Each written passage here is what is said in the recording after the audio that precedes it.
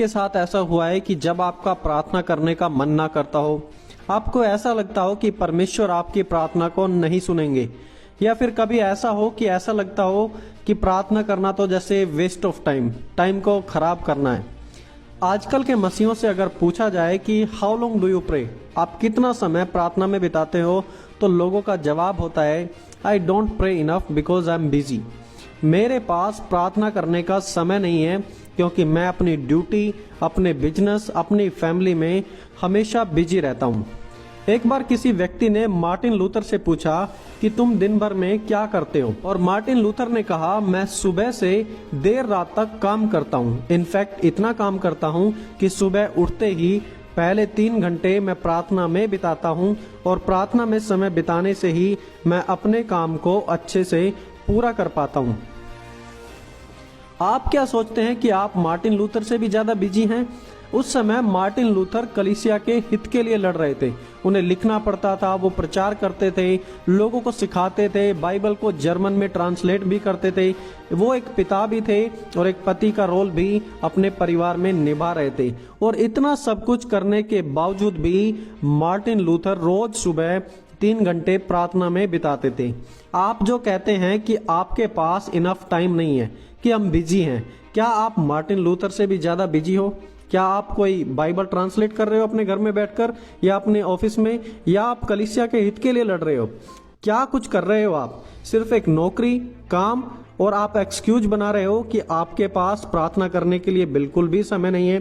देखिए, प्रार्थना हमारे जीवन का एक ऑप्शन नहीं है, बल्कि प्रार्थना ही हमारा जीवन है। एक मसीह होना यानी कि प्रार्थना करने वाला व्यक्ति होना है।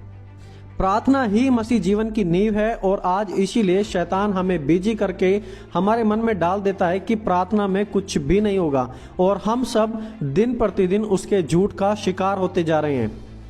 राजा दाऊद दिन में 3 पहर प्रार्थना किया करते थे। लिखा है, सांझ को, भोर को और दोपहर को तीनों पहर मैं तुझे दुहाई दूंगा और कराता रहूंगा, और वह मेरा शब्द सुन लेगा। भजन संहिता 55 अध्याय उसका 17 वचन। दानियल भविष्यवक्ता, चाहे वो अपने देश में थे या बेबीलोन में, वो हमेशा अपनी रीति के अनुसार दिन में 3 बार प्रार्थना किया करते थे। अब्राहम सुबह उठते ही प्रार्थना किया करते थे। पौलुस ने जेल में से प्रार्थना की, यूहन्ना ने पातमोस के टापू पे से प्रार्थना की, और सबसे बढ़कर प्रभु यीशु ने परमेश्वर होकर खुद प्रार्थना की। लिखा है, परंतु वह मतलब प्रभु यीशु मसीह, परंतु वह निर्जन स्थानों में अलग जाकर प्रार्थना किया करता था। लूका 5 अध्याय उसका 16 वचन। लूका 3 अध्याय उसके 21 वचन में हम पढ़ते हैं कि प्रभु यीशु ने अपने बपतिस्मा के समय भी प्रार्थना की। लिखा है, जब सब लोगों ने बपतिस्मा लिया और यीशु भी बपतिस्मा लेकर प्रार्थना कर रहा था, तो आकाश खुल गया। लूका 22 अध्याय उसके 32 वचन में प्रभु यीशु ने पतरस के विश्वास के लिए प्रार्थना की। प्रभु ने जीवन के छोटे से छोटे और बड़े से बड़े मुद्दे के लिए प्रार्थना की। प्रभु यीशु बहुत ही व्यस्त रहते थे। वो सेवकाई करते थे, लोगों से मिलते थे, चंगाई किया करते थे। उनके आजू बाजू में 5-5 हजार लोग बैठते थे, वो फिर भी प्रार्थना किया करते थे। और आप तो 5 लोगों को 5 मिनट भी यीशु के बारे में नहीं बताते, और फिर भी कहते हो कि आप बिजी हैं। या तो आप झूठे हैं, या फिर आपने वास्तविकता में परमेश्वर को कभी समझा ही नहीं। दोस्तों, जब हम प्रार्थना नहीं करते तो हम अपने जीवन के द्वारा दर्शाते हैं कि परमेश्वर, मुझे तेरी जरूरत नहीं है।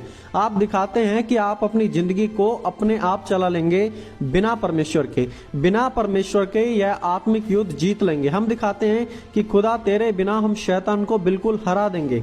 शैतान हमें बिजी करने की पूरी कोशिश करेगा, घर में, जॉब पर बिल्कुल व्यस्त कर देगा, क्योंकि शैतान एक बड़े प्रचारक से नहीं बल्कि एक प्रार्थना करने वाले मसीह से डरता है।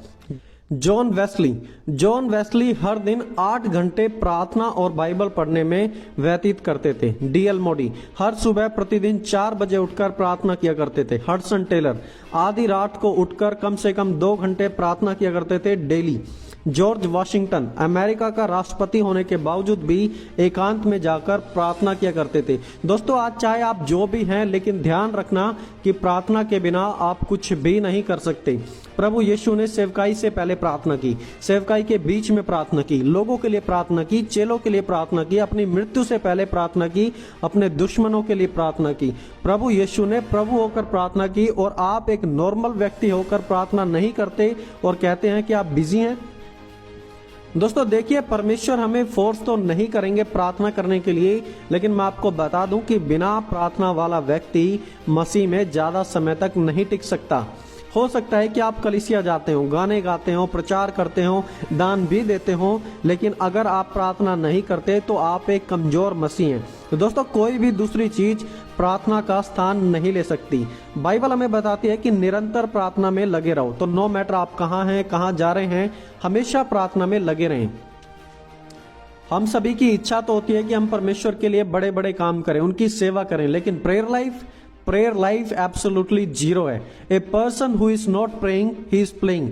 एक व्यक्ति जो मसीह से प्रार्थना नहीं करता, वो तो मानो मसीह के साथ जैसे खिलवाड़ कर रहा हो। इसलिए आज से प्रार्थना में समय बिताना शुरू कर दो, और नो मैटर व्हाट हैपेंस, प्रार्थना को जीवन से कभी भी रिप्लेस ना करें। सो गॉड ब्लेस अस ऑल। प्रभु हम सभी को प्रेयर करने में मदद करे और अपने काम के लिए उपयोग करे। सभी को जय मसीह के दोस्तों।